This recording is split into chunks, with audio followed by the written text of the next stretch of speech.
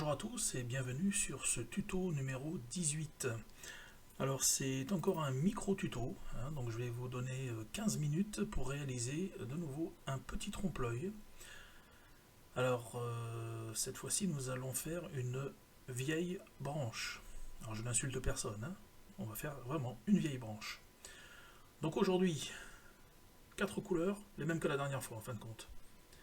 Et on commence par un ocre jaune.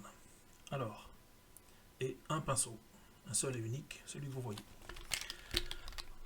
Alors la technique va être assez répétitive, on va dire. Voilà, avec le pinceau, donc on commence à poser le pinceau, on descend, ensuite on écrase, on relève, on tire de nouveau le pinceau, on écrase de nouveau, et ainsi de suite. Donc regardez bien le mouvement, ça va être le même à chaque fois. Donc on pose le pinceau, on tire, on écrase, on relève, on continue, et on écrase de nouveau. Voilà, et on va faire ce mouvement. Donc ce mouvement, c'est ce qu'on appelle une chaîne, que l'on retrouve à quelque chose près dans une imitation de marbre qui s'appelle le portor. Mais là, on va utiliser cette technique pour réaliser un effet de branche vieillie. Alors, n'essayez pas de réfléchir encore une fois, tout comme... Donc je vous rappelle que le tuto d'avant, le numéro 17, c'était la ficelle qui est juste à côté. Donc là, n'essayez pas de vous mettre en tête de réaliser une branche, de visualiser. Essayez juste de suivre ce que je suis en train de vous montrer. Voilà. Donc la petite précision, je travaille à l'acrylique, mais vous pouvez le faire donc bien sûr à l'huile également, il n'y a aucun souci. Alors moi j'ai un petit problème, c'est comme je travaille sur du papier, ça absorbe assez vite, je manque un petit peu de peinture, mais c'est pas grave, je reprends. Donc regardez bien ce mouvement, je répète, donc une fois que vous avez le pinceau chargé en peinture, donc on pose, on tire, on appuie, on relève, et ainsi de suite. Alors la seule chose qui est importante, c'est de ne pas faire ça de façon régulière, c'est-à-dire que n'essayez pas d'espacer tous les centimètres par exemple. Voilà, essayez que ça soit décalé, et vous allez remarquer, je vais vous donner un petit point d'information dans un petit moment. Les chaînes en fin de compte sont décalées. Quand vous faites une chaîne sur une ligne, la ligne du haut par exemple, celle du bas est légèrement décalée. Voilà, vous allez voir ça dans un petit moment. Alors donc le mouvement, on le répète, voilà. On pose, on appuie, on relève, et ainsi de suite. Et on essaye d'espacer par contre les chaînes de façon plus ou moins régulière. Alors pour l'instant vous allez me dire ça ne ressemble absolument pas à une branche, et vous avez tout à fait raison.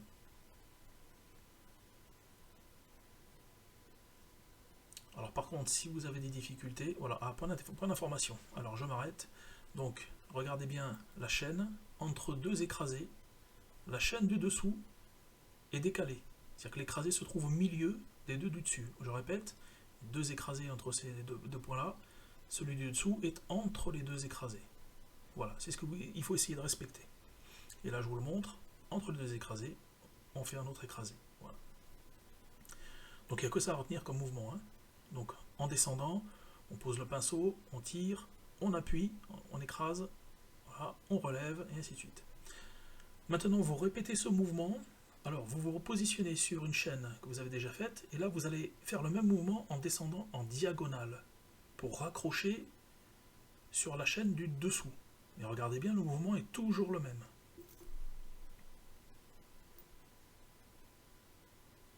Donc on va peut-être augmenter un petit peu la taille de la branche.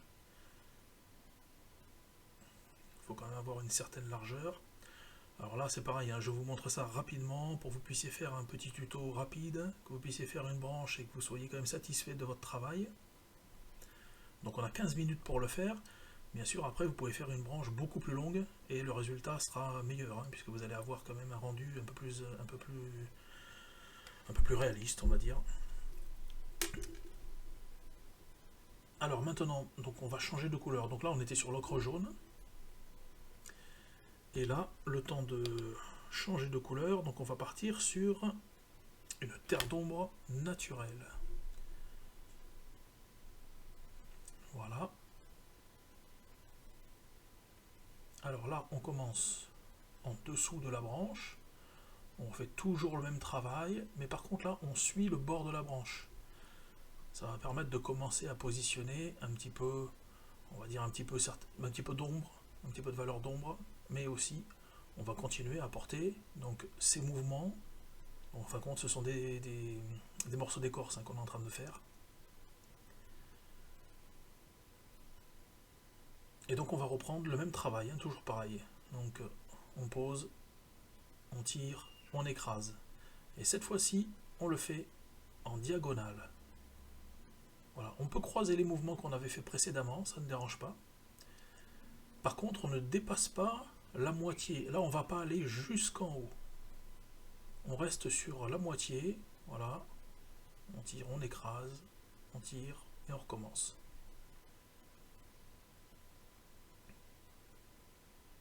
Alors respectez bien de le faire en diagonale, non pas sur la longueur.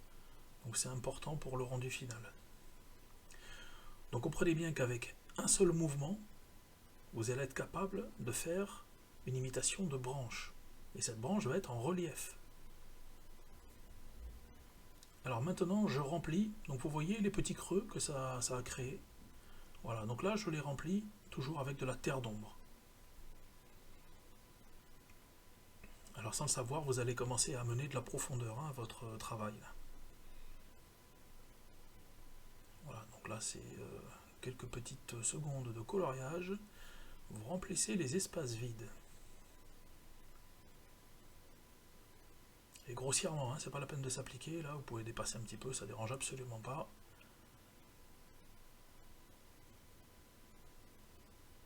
Alors le choix du pinceau est assez important quand même, parce que si vous prenez un pinceau avec des poils courts, vous n'allez peut-être pas pouvoir vraiment créer ce rendu. Là il faut vraiment appuyer, démarrer avec la pointe et écraser pour avoir une surface un petit peu plus large.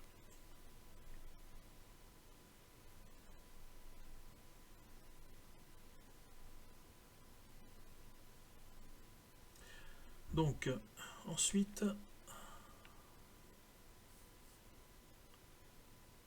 on apporte toujours un peu plus de détails.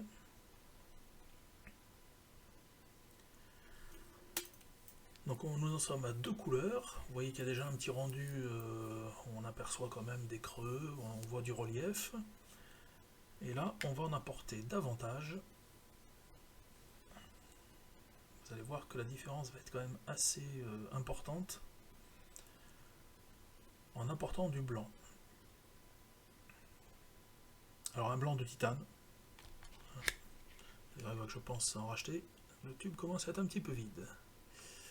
Voilà, blanc de titane. Alors cette fois-ci, donc c'est le même mouvement mais beaucoup plus fin et tout en haut de la branche. Donc là, c'est l'endroit où la lumière va arriver. Donc je rehausse tout de suite le bord de la branche. Voilà, mais remarquez que je fais toujours ces petits mouvements de traîner, appuyer, traîner, appuyer. Alors ensuite, là ce que je suis en train de faire, c'est que vous allez raccrocher ce blanc sur les chaînes qui sont en dessous. Vous voyez, on tire un petit peu la peinture, voilà, dans un sens, de l'autre, mais quelque chose d'assez fin, assez délicat. Voilà, et vous venez raccrocher donc sur les chaînes que vous avez créées en dessous.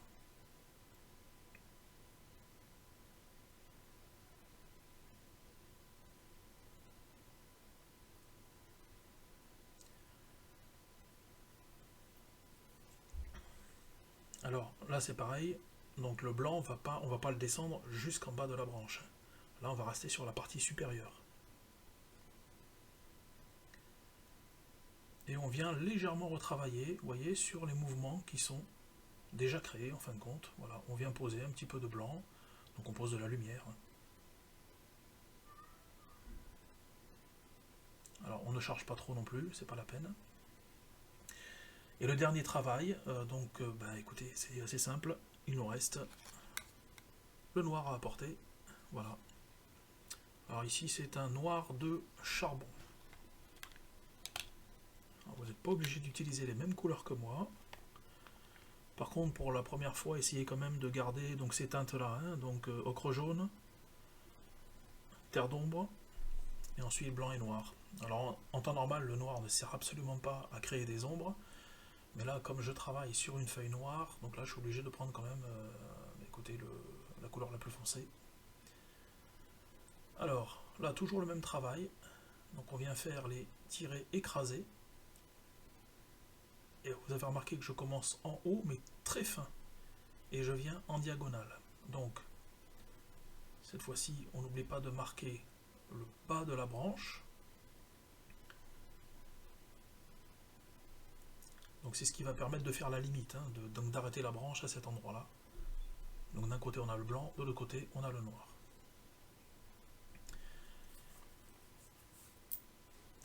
Alors maintenant, je n'insiste pas beaucoup, je reviens un petit peu dans les creux en mettant un petit peu de noir, mais vous voyez, je n'en mets pas partout, hein.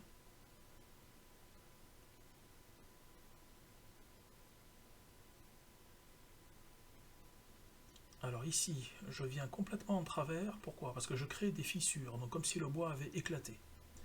Donc là, la peinture est fraîche, donc ça rend peut-être pas le travail qu'il faudrait, mais vous allez voir en séchant un petit peu, je vous ai mis une photo tout à la fin, donc on a vraiment cette impression de fissure.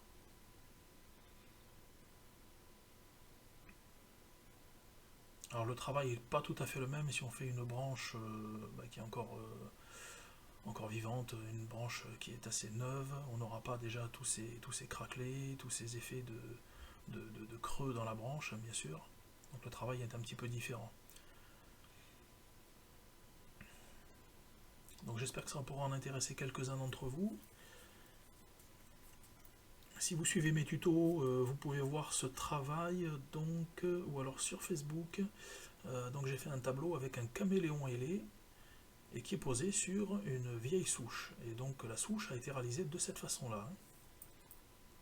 Alors, elle est un petit peu plus grande, bien sûr, mais le travail est le même.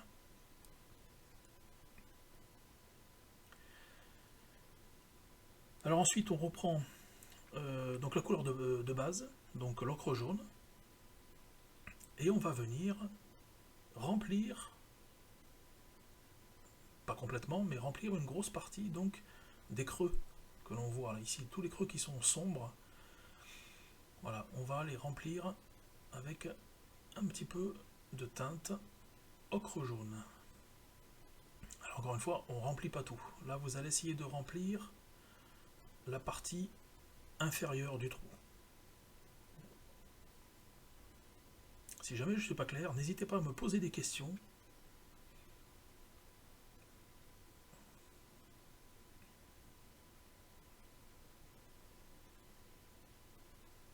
Il faut savoir que bon, ces effets de branche comme ça, on peut y travailler pendant plusieurs jours dessus, hein, et en faisant ce même travail, mais par contre de plus en plus fin.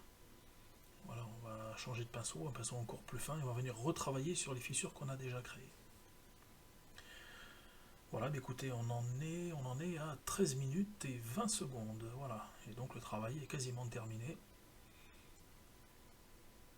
Ensuite, si vous respectez vraiment ce principe-là, de vous-même, vous allez voir donc ces creux, ces reliefs qui vont se former. Et petit à petit, bon, si vous suivez mes tutos, notamment celui sur l'ombre et la lumière, voilà, vous allez être capable de voir où il faut apporter un peu plus de lumière, un peu plus d'ombre, voilà, pour augmenter les volumes. Mais déjà, essayez de suivre ce tuto. Voilà, donc vous pouvez faire ça, allez, on va dire, vous le répétez 2-3 fois, et vous allez vous rendre compte que vous êtes capable de faire une branche tout de même assez réaliste.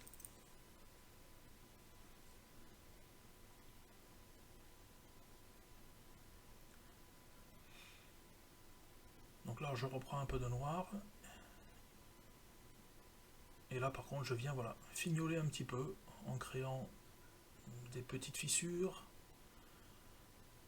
en augmentant un petit peu les parties qui sont un peu plus foncées, donc ça va donner un peu plus de profondeur. On va voir, c'est vraiment cet effet de creux dans la branche. Voilà, et donc toute la branche comme si elle était cassée. Voilà, donc là, on met un petit peu de noir sur la partie du bas, et ça permet d'apporter un peu plus de volume. Eh bien, écoutez, je vous remercie d'avoir suivi ce tuto. Donc tout à la fin, je vous ai mis 2 photos, une un petit peu plus près et la peinture est sèche. Voilà, alors n'hésitez pas à vous abonner, comme d'habitude, toujours le petit logo qui est en bas à droite de la vidéo. Merci à tous et à très bientôt.